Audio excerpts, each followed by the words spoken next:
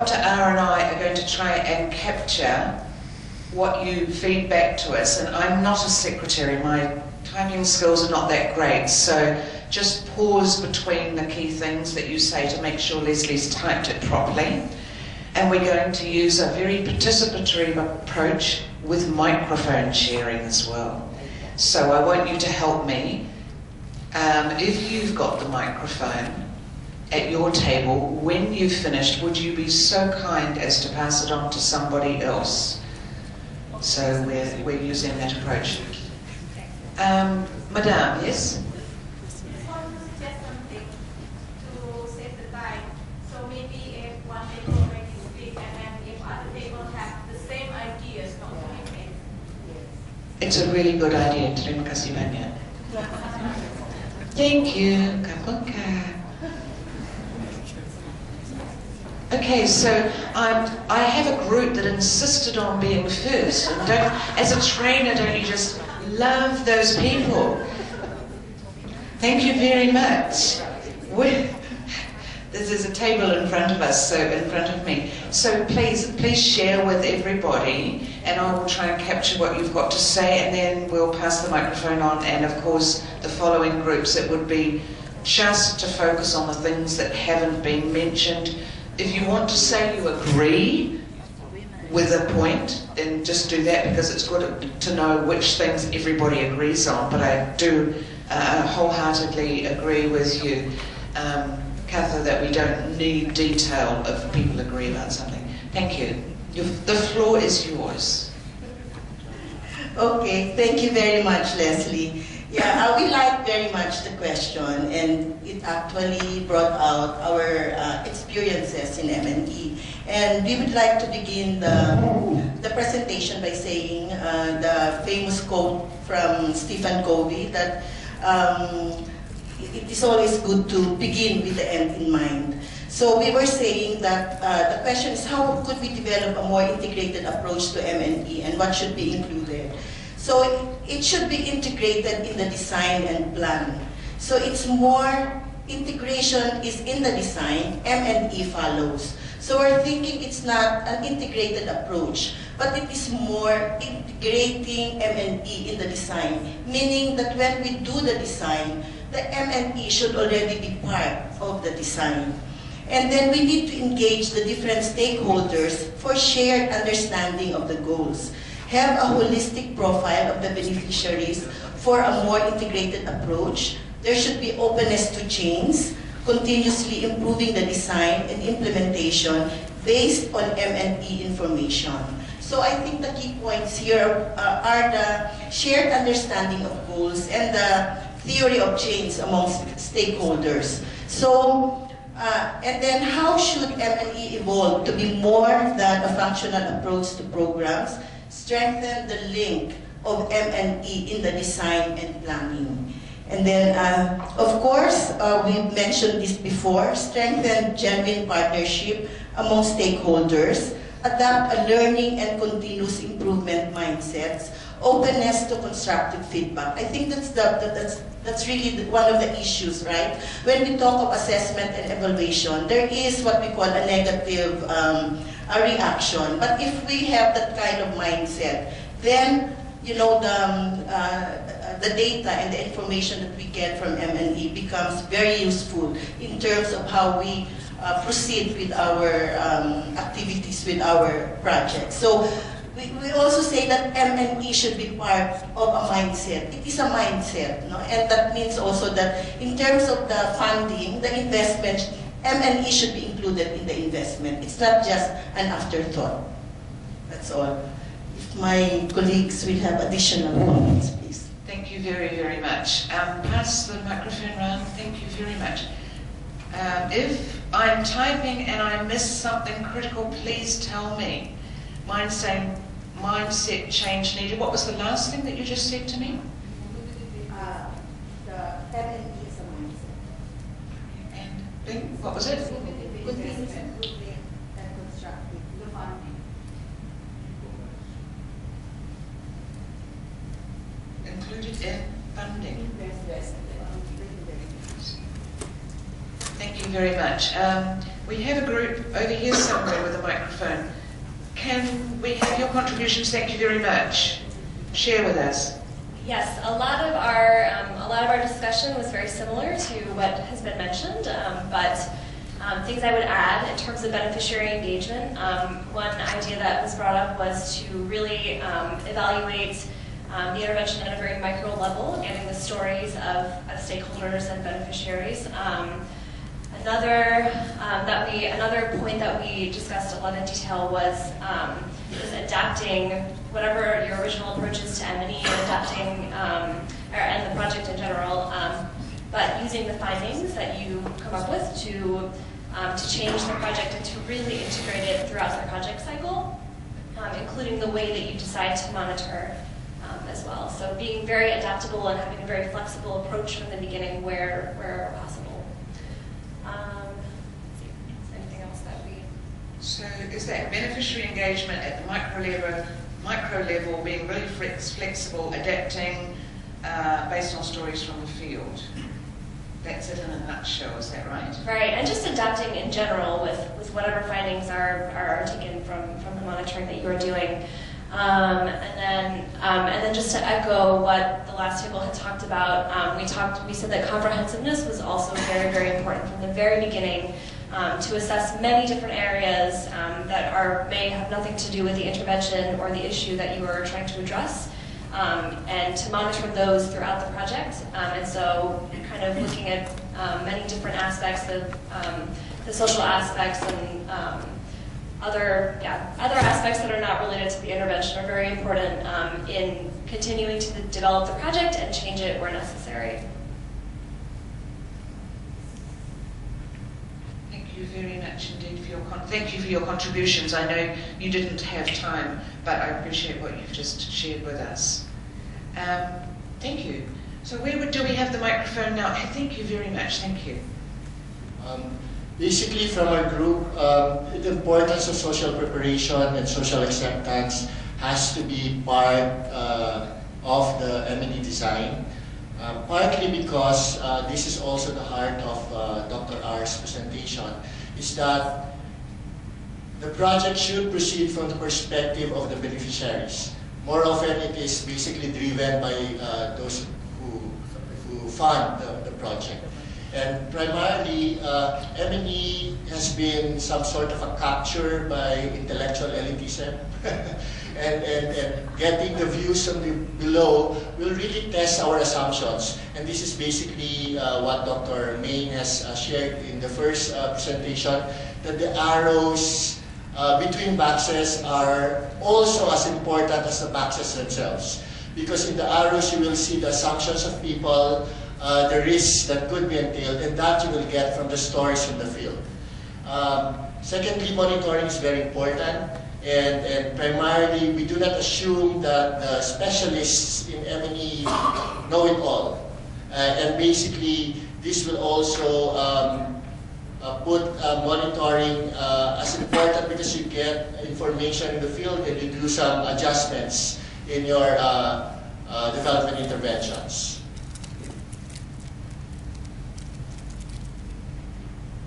That's it. Thank you very much from your group. Super. Jessica. Thank you. So we also discussed a lot of these concepts, and to add a little bit to that, I think our approach was we looked at the slide about the values of an integrated approach and used that slide to kind of inform our discussion at our table. So in terms of ethics, we talked about also measuring unintended consequences. So this goes back to our discussions about looking at failures and successes. Let's see. In terms of the sustainable exit of either poverty or whatever program you're working with, again, we related this back to conversations in previous days about post-evaluation to truly find out whether the outcomes you're achieving are in fact sustainable. In terms of the balance between input and outcomes, we talked a little bit about the focus on processes and to also look at the quality of those processes. again, just to kind of agree with most of what is up here, also to look at the social factors that may be affecting outcomes. Thank you. Thank you very much indeed. Just check for me, everybody, and my fingers are not doing what they're told. So the values of an integrated approach, we need to look at unintended or unexpected consequences. We need to look more at quality issues and social factors affecting outcomes. I'm sure I missed something from your group, Jessica, but I'm not quite sure what it is. Can anybody help me? Or is it there? Responsible active. Responsible active for program. I like that, thank you. What did you guys say? Sustainable active.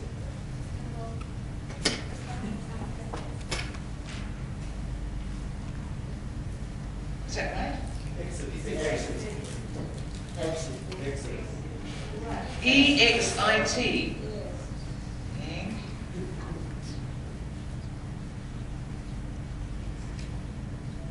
Yes, thank you very much indeed.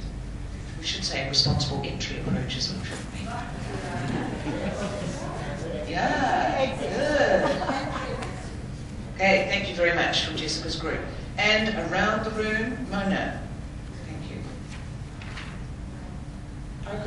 Our group really pretty much discussed a lot of the points that have already been brought up. So the importance of starting at the design phase, importance of participatory approaches to make sure that your theories of change are actually correct, and looking at community feedback and participation throughout the life cycle of the project.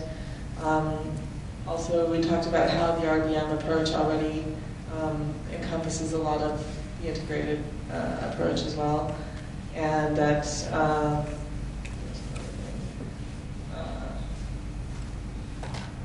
one thought that had just come to me while listening to the other tables is wondering if in projects like health, education, microfinance that tend to be focused on certain sort of financial outcomes or services or so on, if we might have something to learn from monitoring of sort of less quantitative projects such as conflict resolution or those types of situations, if their methods of looking at social cohesion and some of these other factors might be incorporated into the M&E systems of other sector projects. And we'd also talked about having models that recognize the complexity, that it's not necessarily a linear straight line from output to outcome, but that there are other factors involved in other unintended consequences that might result along the way. Right, thank you. I think I've captured that. Can we learn from less quantitative projects, e.g. social cohesion, and what about cross-sector or sub-sector models or model? Thank you very much.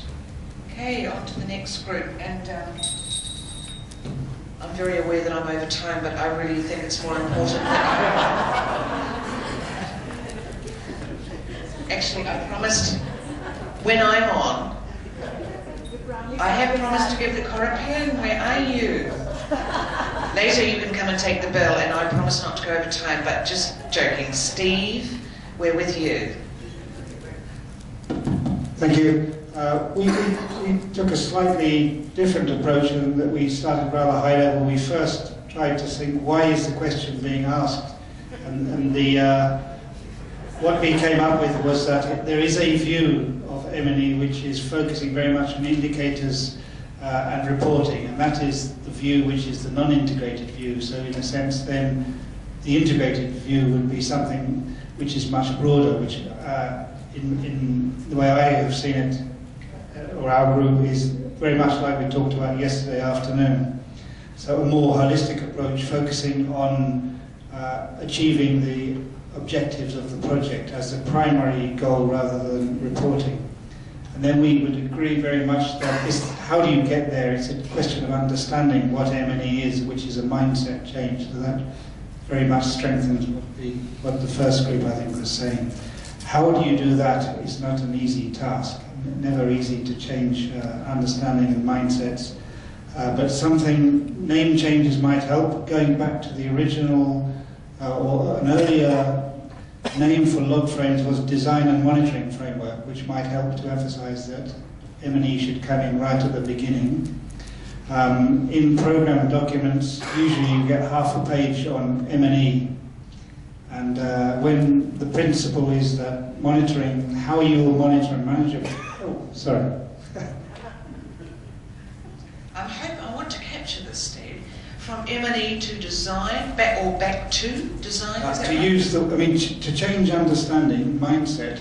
Often we change the words, even though underlying, like results-based management, we've got the phrase, but underneath things haven't changed, the principles haven't really changed.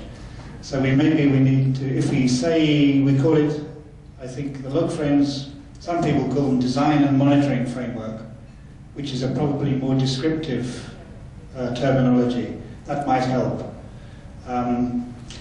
Again, the basic principle of M&E, I think, is that it starts in design and planning.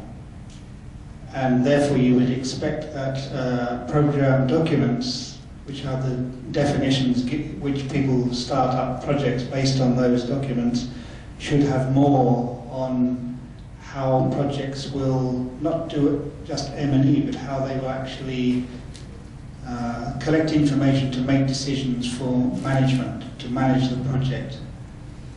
Most project documents have maybe half a page on M&D, and they leave it to the starting people to do it. I think usually they just get tired by that time, so half a page is all you get. So more attention to how it would be done in a holistic way in the program document, and probably the difference between the two views, if you like, of the non-integrated and the integrated is the focus on what is the real purpose. So if the primary purpose is reporting, that's the non-integrated view, the separatist view. So the integrated view, the primary purpose is on achieving the objectives of the projects, providing information to support that. And therefore, results-oriented management and monitoring and all the rest of it is perhaps a terminology we could work towards.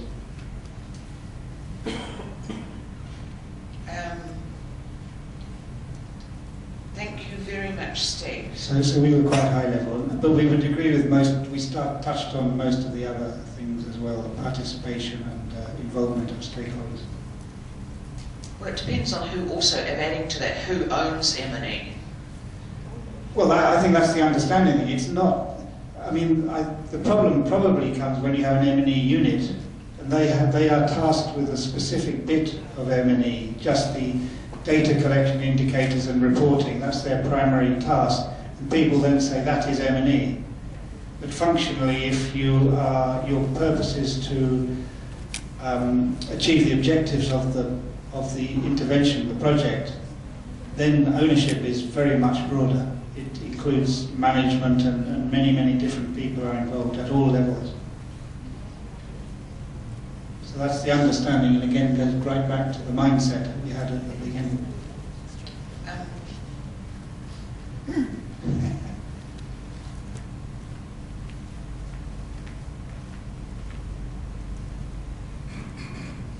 Okay, thank you very, very much, Steve. Some good thoughts there. And where have we got Alistair's group? Yes, thank you.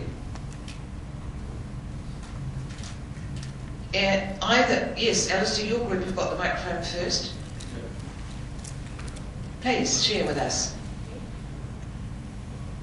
Yeah, we've got about 3 tables or 4 tables left. Madam. Anybody? Go. What do I ask first? Just as something left for us to say. We agree with most of the other groups. We discussed all of the things that everybody else has discussed, but very quick. But we did also got on to the issue about the role of the M&E units. And it was quite interesting that we had a debate as to whether it was valuable having them inside or outside this idea of it being a silo, which we consider to be a negative thing. But we're also talking about the plan model, where they have a unit which is overseeing a large number of different projects. And the issue that we were particularly concerned about is integrating M&E into the whole project cycle, particularly going back to programming, so that donors actually do build it into their programming. And we felt that that's an area of integration that is often missing. It's been talked about before, the lack of ex-post evaluations, the difficulty of doing proper planning of M&E before because there's no funding for it, and the lack of institutional memory, which is often lost between two project cycles. That's probably our main thing. And we also had a brief discussion about the difference between review and evaluation, and Sanjay has a very neat way of distinguishing between review and evaluation. I think review is essentially about doing things right, and I think evaluation is doing the right things. So a review answers the questions, are we doing things right? I mean, we have a work plan, we had a whatever log frame, we were supposed to do some activities. Have we done those activities satisfactorily to a standard?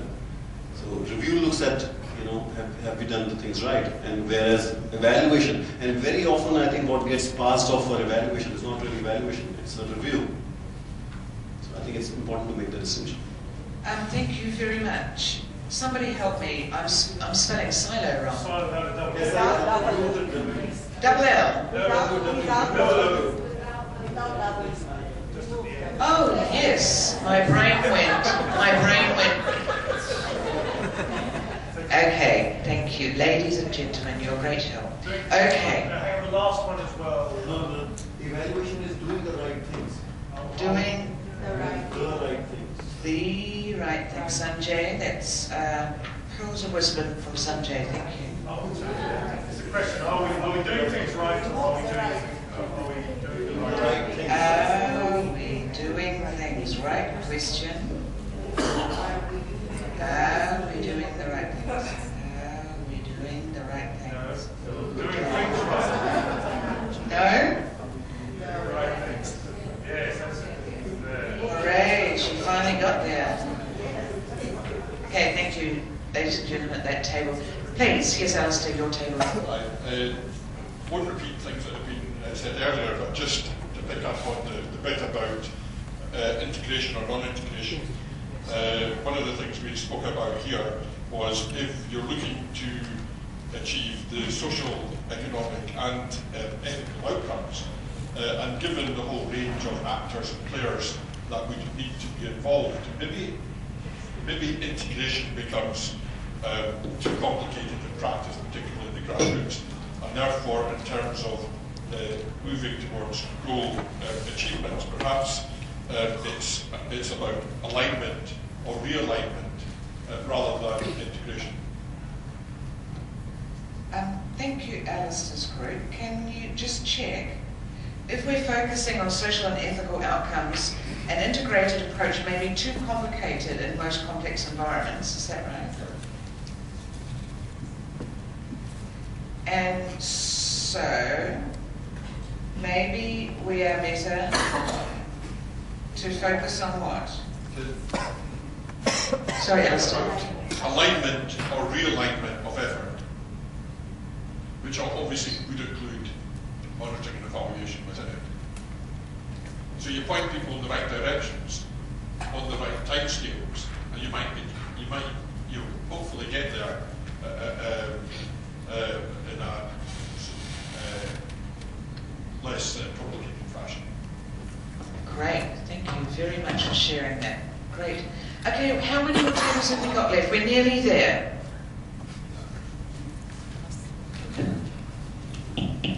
Thank you. I'm looking at you, sir. I think many tables cover on what we have discussed, but there is one or 2 points that we would like us to think about the integration in the M&E is the system, M&E system. Mostly we have, when we design in the M&E, we have involved different people and also considering about the process, the design, and so on. But the system that we have in place should be part of the M&E process. So if we forget about this, it might be we miss a lot of good things that we have done so far. And it might become up with a conflict among the M&E research teams. The second point is about... Sorry, I didn't. Can you just say in a phrase the first point for me? Because you said a lot of the really good integration. stuff. Yeah, in integrated approach of M&E is also considering about the M&E system that we have in place. Yeah, I think in each organization they have their own M&E system, but we just want us to remind when we design any M&E. Thank you very much. Okay, your second point, sir? The second point is about participatory we have raised, but I want to highlight about three different parties. Like one is M&E people or unit. The second part is about management, and the second part, the third part is about stakeholder or beneficiary. And also part of the donor as well. So all of these parties need to be involved in the design of M&E. Otherwise, when the M&E or the result come up with the presentation or dissemination, there will be a whole discussion and might come up with disagreements as well. So we need to be involved. We need to involve all of these people in the design of M&E. Thank you. I put it out here. Look. All stages of the project life cycle and all critical actors. So that was really good to get that in. Yeah. Thank you very much. Okay, well, we've got maybe one or two left. Who's left, please? Thank you. Shakil's table. Okay. Our group thinks that there should be a balance between the driving force behind the M&E. Because most of the time, M&E is driven by donor. We think that it should be balanced between donor and beneficiaries. And secondly, we think that the M&E framework, indicators, and process should be developed and applied upfront since the beginning of the project. That's it. Thank you. Thank you. I got one of those things, so just check with me, sir. So the balance needs to be shifted more toward beneficiaries. And the other point, sir? And M&E should be applied upfront since the beginning of the project. Okay, thank you very much, that group. And do we have another group to give us some feedback? And I believe that we are just about finished. Any other feedback from around the room? Sir? Can you just make a couple of points? One is to add to Sanjay's points about evaluation, with which I completely agree. It is just that, to me, a good evaluation is about establishing whether we did the right thing in the right way and at the lowest possible cost. And those, I think, are just the three key elements, and there could be a whole range of other things, integrated in the good evaluation inquiry. But then I also would like to ask the audience to have a look at all those points which have been captured. And a lot of those are not about M&E. They are about integrated programming underpinned by good M&E. So in fact, we were looking at integrated approach to programming rather than integrated approach to M&E. And maybe this is just also another reason for us to start thinking about M&E as an integrated element of good programming. That's a perfect way to sum up, unless anyone else has got any questions or comments. Have I missed any tables that want to speak? I know I have not heard from a couple of tables. Does any other table want to add anything? I know I'm ding, ding, ding, ding, ding, ding. Yeah, I'm well over time. Where my balance. Ladies and gentlemen, we're going to put this information up on the website and give it to other groups who've got websites, or if you want, you can just download it for your own purpose if you're developing workshops of your own, or if you're discussing M&E in your organisation. Thank you very, very much for sharing. Does anybody want to have any closing comments rather than leave it to me? On behalf of Dr. Rengarajan and I, thank you very, very much indeed. Thank you very much. A lot of feedback has come. I think again we will definitely improve, provided it results in the total outcome which we wanted on that. Most of the ideas coming from, I think, the emphasis on the demand side, emphasis on the client side. I think you start everything from the demand. What the whole input is given, it is for their benefit. It is their welfare. It is their happiness. Yesterday also one Bhutan friend was telling about the gross national happiness. Probably once the way in which it is monitored and implemented in the whole system improves, probably we will land in ultimately the happiness about it. Anyway, thank you very much. At least you are able to agree with me. The starting point is the demand side. The starting point, what the client wanted, not from the supply side on that. At least the supply side need to be integrated with the client. Thank you very much. Thank you very much. Thank you very much once again for the opportunity for young to me. Thank you. Thank you very much indeed.